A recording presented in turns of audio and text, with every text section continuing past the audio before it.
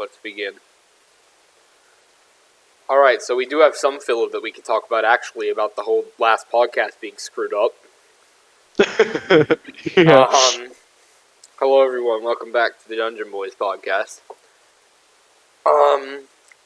So yeah, we're filming for the second time today, on Wednesday. It is coming out on Friday, though. Because the first podcast, we tried to film it, and basically, my computer said, "Oh, sorry, you're trying to update Destiny 2. We will not allow you to stream right now." And I was like, "Okay, thanks." And then it said reconnecting, and we lost the entire freaking thing. It's probably still on my Twitch channel. I'm gonna delete it, but I didn't want to have to. It would have taken longer to just try to merge the two together after it reconnected. I didn't want to take the chance of it disconnecting and reconnecting over and over again over time, and then me just have to it would just be a mess. Splice 20 videos together. Splice 20 2-second videos together. Oh yes, get a 40-second podcast. Also, I forgot to change it off of the starting soon screen, which I could have fixed that. I could have said that, if I would have noticed it. Which I'm staring at here's the problem. How did I not notice that? I stared right at my screen the entire time. I saw the starting soon screen right in front of me, but I didn't change it. Am I just that dumb? Am I blind? What were you going to say?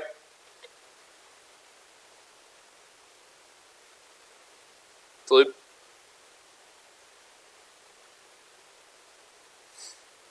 What? You were going to say something? You said so.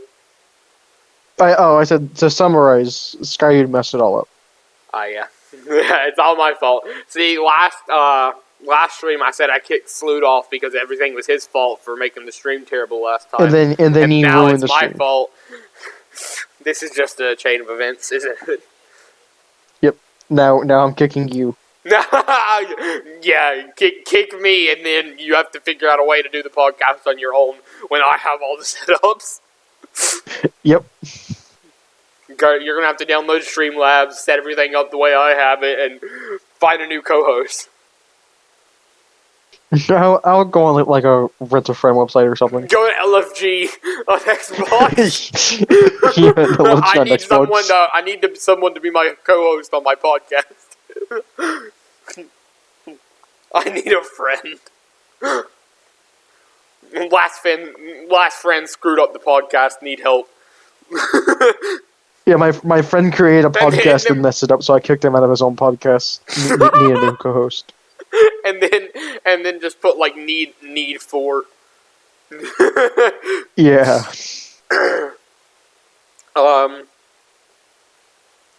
So what are we talking about today?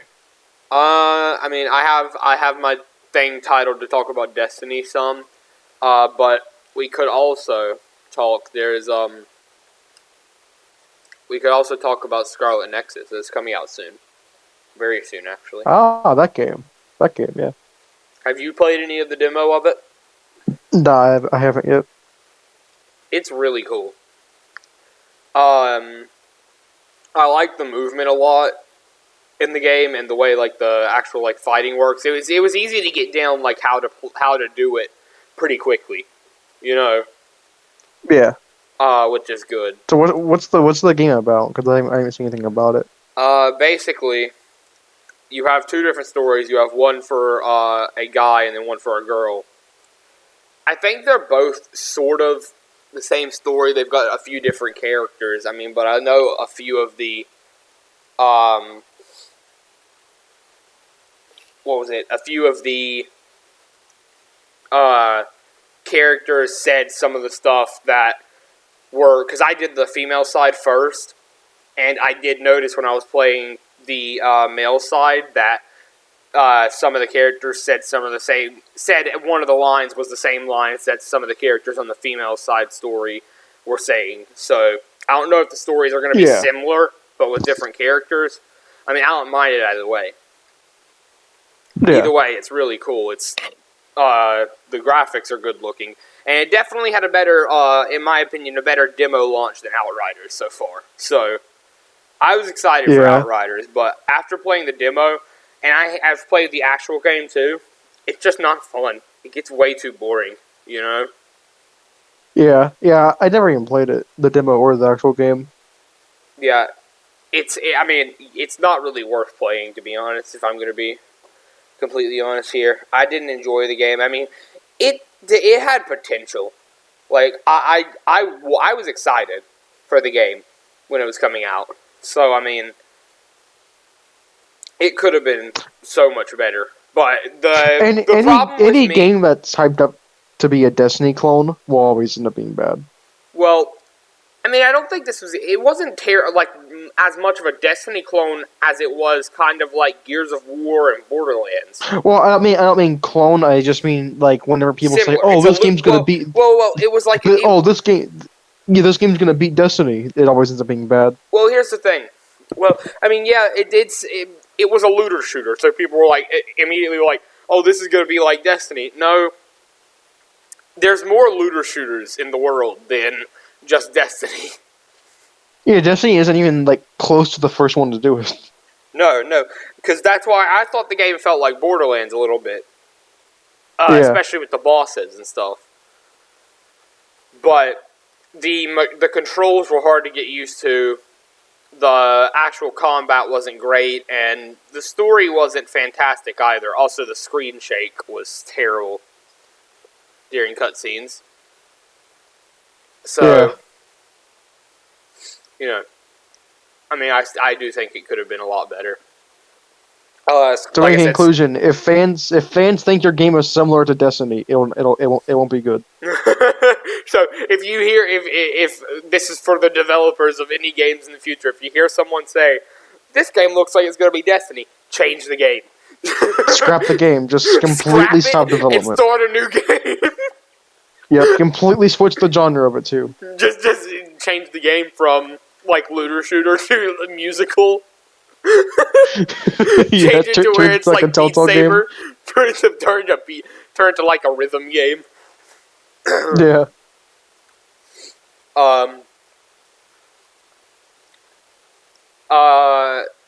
But no, Scarlet Nexus's demo was a lot better than Outriders. I'd honestly say the demo for Scarlet Nexus was better than Outriders' full game.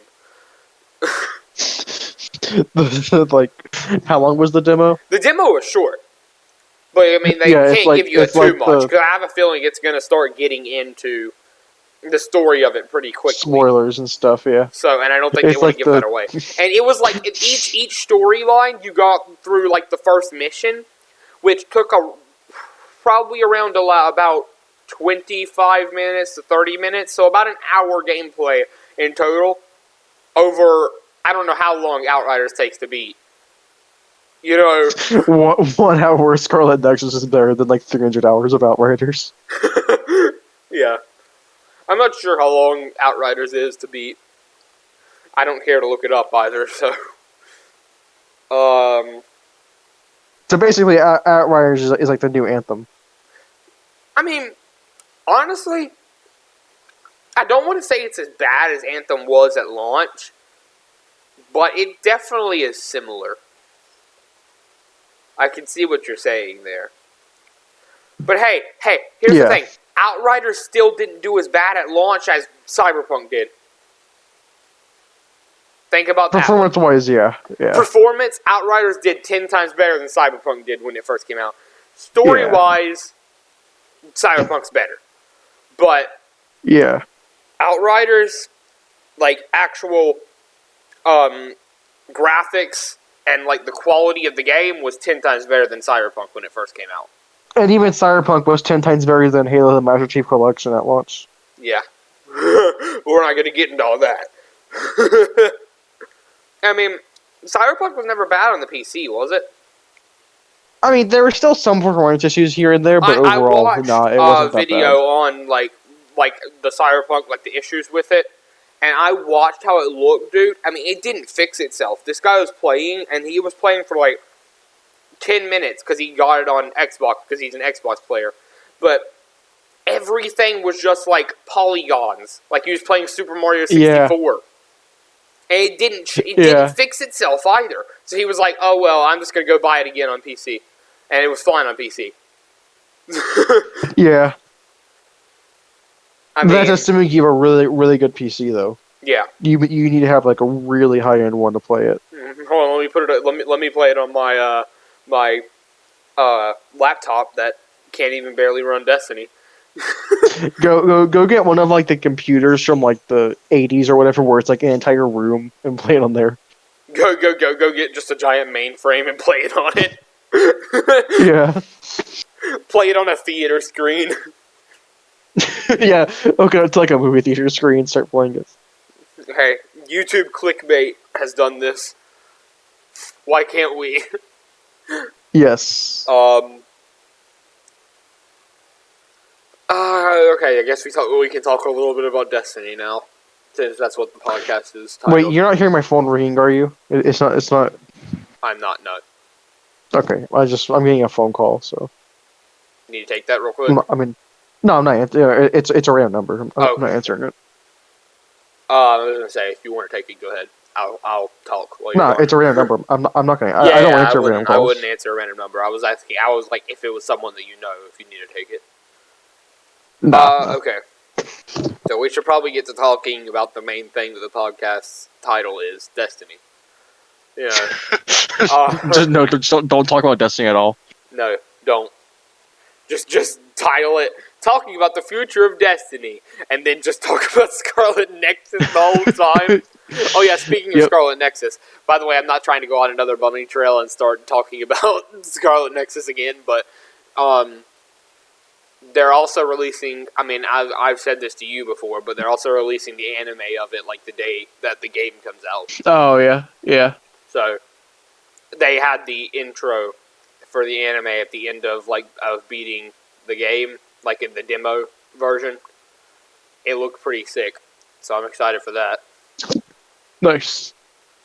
You're like, I could care less. I don't watch anime.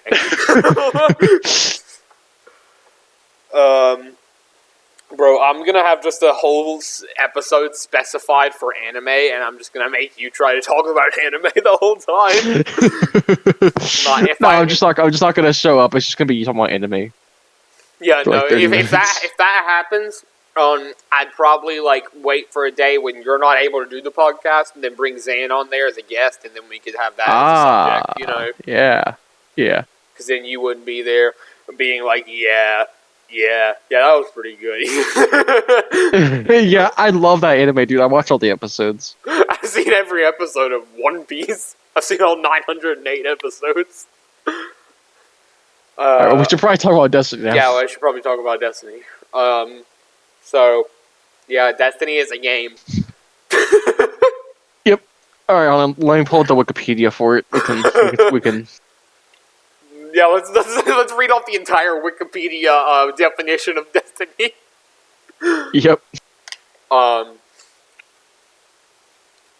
know you don't play much. Destiny 2 is a free-to-play, online multiplayer first-person shooter video game developed by Bungie. I'm kidding.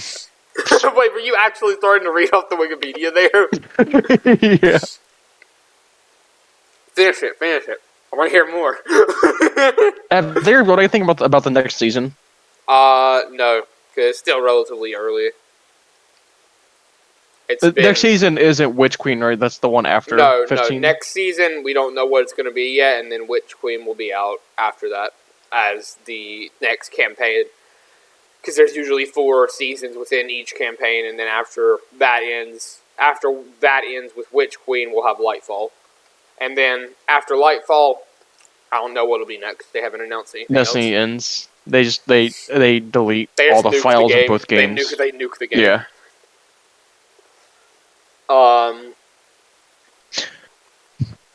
So let's talk about golf with your friends, Miles Shea. Yeah, a great game. I just recently borrowed Batman Arkham Origins from someone, so I now have all 4 of the Batman. You just borrowed Arkham what? Games. Batman Arkham Origins, the one that I didn't have out of the ones. Sky Dude? Hello. Can you hear me? Yeah, Cool. you went out for a second. I think it went out on yours because I still saw it popping up on my mic on the Streamlabs. So, I recently borrowed Arkham Origins, Batman Arkham Origins, from someone to play. So now I have all 4 of them. Nice. The sucky thing is I've already beaten Arkham Knight, which was the last one, and then technically I've beaten all of them at one point, but I'm replaying them. So I'm on Arkham City now, Arkham Origins is after. And then technically Arkham Knight would come next, but I've already beaten it, so there's not much I can do. And, I mean, there is a lot I can do, actually. I've got like 100 and some achievements I haven't collected.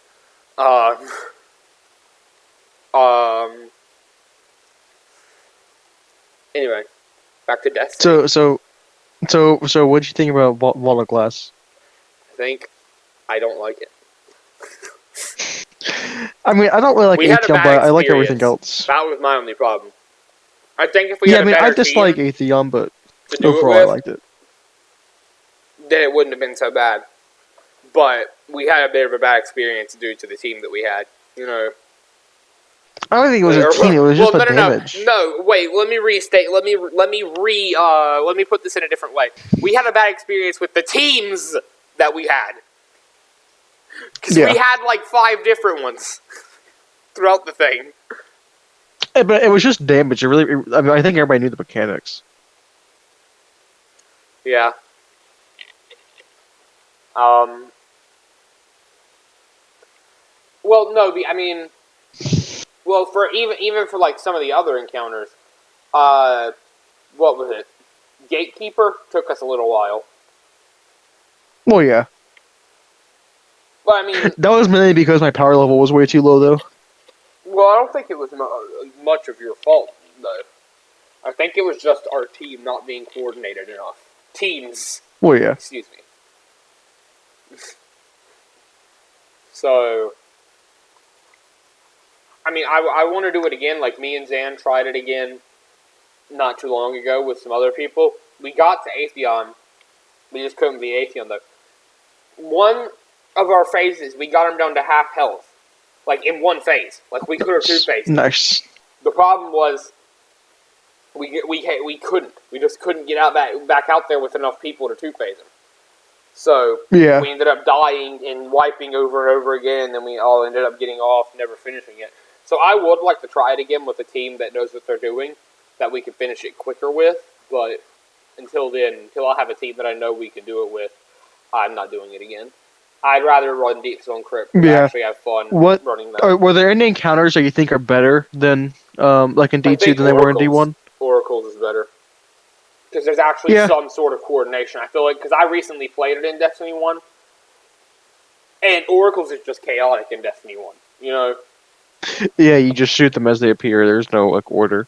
Like, it's chaotic because you could have, like, the entire team on one Oracle, and then if the other one pops up halfway across the map on the other side, then everyone in the team is going to start running there, and you can miss it, and it's just way more chaotic. With numbers, like actually having to number them out, you specifically put people in places to watch those oracles and keep ad control down, and it's easier to do that way, I feel like. Yeah. It can be confusing at first, but it's not that difficult to get used to the order. And I know how to do oracles. Like, I know how to actually call them out now after the last time I did it. So I don't have to just be an ad clear anymore for oracles. I can actually call them out and shoot them. Yeah, and I mean, the first couple encounters are basically the same. I think, isn't Templar also the same? Templar. Oh, is Templar? No, because the 3 oracles on Templar actually have to be called out in a certain order. If I'm not well, yeah, but I mean, I guess everything outside of that, I think the only thing they changed about Vault of Glass in general was just that they made oracles different. They made it to where it's more complicated, Yeah. But other than that, I don't think much has changed with the raid in general. I mean, other than Atheon's damage being boosted by like 20 million. Yeah. Or not damage. Because Gorgons is also the same, right? Yeah, no, Gorgons didn't get changed. I just remember last time I think it was before, like when we did Gorgon Maze in Destiny 1 recently. I can't remember what happened. Every time I would go into Gorgon's Maze that time, I would be looking at something, trying to change my loadout around, and then I click out of my menu, and I see everyone's already at the first rock, hiding behind it, about to move in, and I'm like, guys, wait, I'm not there yet! Yeah. I remember the first time I did Gorgon's Maze in D1. It was snowing outside, and I was inside playing Destiny. Yep. I was with my dad doing it that day. That was my first time doing a raid in general, I think. Wait, which raid was it? Vault of Glass, Gorgon's Maze. Oh, yeah.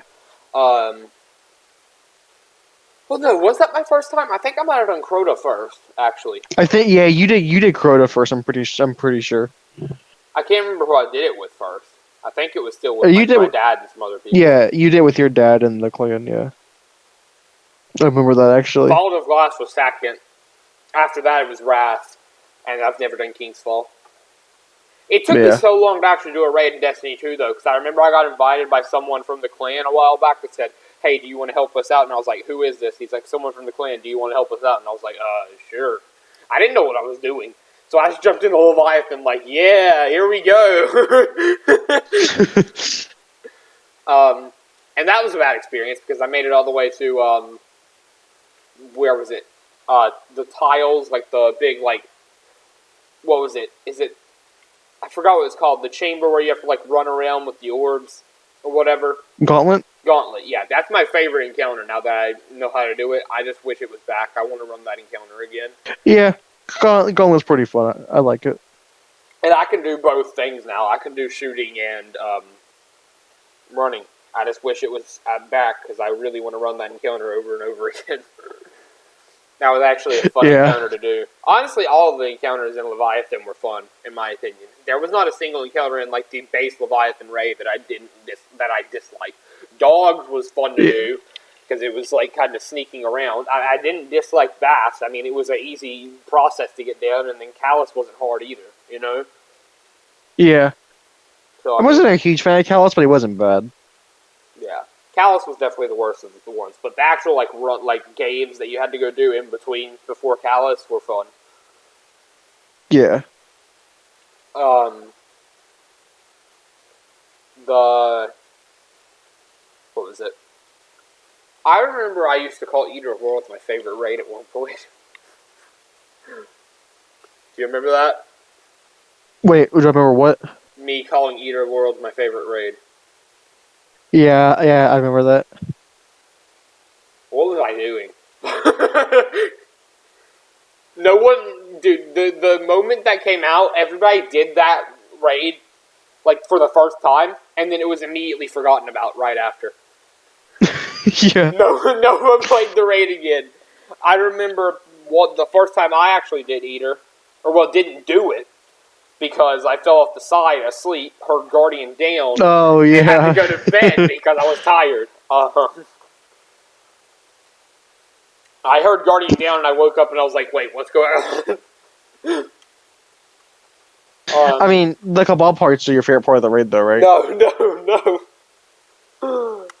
I don't like the raid. Wait, that's not your favorite part? No, it wasn't. I don't have a favorite part. I just like the raid completely. It should have been a rule while Eater was out that, like, if you died during the Cabal part, you just can't play Destiny 2 anymore. Why? Because it's so easy. If you die during the Cabal part, you just go back to, like, the character creation screen. You have to do you have to create a new character of whatever class you were using. So don't do it on your class that you like the most. Yeah. Anyway, was the Cabal part, does that count as, like, the big jumping puzzle part of it? You mean with the platforms where you have to, like, follow the leader on the plates? No, that doesn't. I don't think that counts. Is the Cabal part right after it, like, where you just get hit by a bunch of little it's just a big open room where there's, like, about 3 minutes of Cabal, and then you're done. I think I've died there once, but it was just because I was paying attention to something else at the time. I mean, it was your favorite encounter, so you're probably so excited that you got killed. Oh my god. No! I mean, if I even had a favorite encounter, and either. It would probably just be the jumping puzzle part, because that was fun to do. Yeah. And then we don't talk about Spire. Spire, there was no fun parts in that raid at all. That raid was a literal pile of crap, dude. Spire was fun. No, you don't know what you're talking about. Okay, the final boss, the ability to, like, go up into the sky and then you had to, like, throw the thing at the ships, that was cool, but the boss was just boring. If you have a good team, it's a fun raid. Did you actually enjoy the raid? Yeah, I like Spire. No, I mean, it wasn't the best, but it wasn't bad. You never did Crown either, did you? No, I never did Crown. But have you seen stuff on it? Yeah, I've watched the whole raid. The final boss is weird. The final boss is a giant Cabal man. So it's Callus 2.0. No, I'm kidding. Yep, it's the resurrected robot version of Callus. Yeah. Okay then. We're about 30 minutes in. You want to go ahead and wrap things up now? Sure. Alright then. Thank you for listening. I'm gonna go I'm gonna go to monotone for the rest of this, and I'm just gonna record it in the most depressing voice ever. Thank you for listening to the Dungeon Boys podcast. If you have enjoyed this podcast, please consider subscribing. We'll see you next week. Because only 3% of no, I'm just kidding. I'm not doing this again. Alright. Goodbye. Only half of you guys are subscribed. You better subscribe. Subscribe now. Or face the consequences. Alright. Goodbye, everyone. Thanks for watching.